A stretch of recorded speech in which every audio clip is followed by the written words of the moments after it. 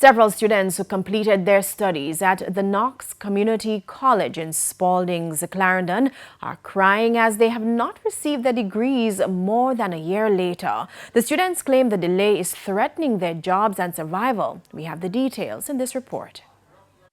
It is the so-called graduation season in Jamaica, a time when predominantly young people celebrate completing their studies.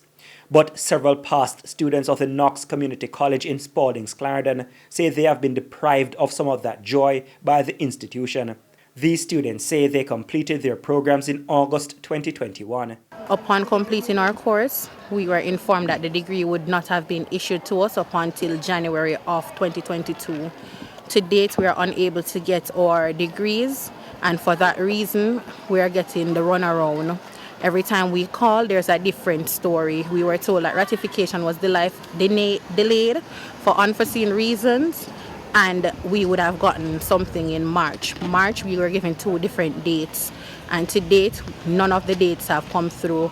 The students explained the delay could cost them their careers and money, which they say is unacceptable, especially in these tough economic times. Many of us are at risk of losing their jobs, and we need some answers from the institution.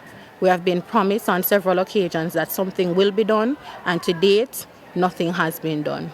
The impact that it has had on us is that we are being paid as pre-trained teachers. That means that we're being paid half of our salary, and until the degree is issued, we won't be able to gain the other half of our salary, which will be paid retroactively. We are losing job offers, we have bills to pay, we have children to feed, and all of that.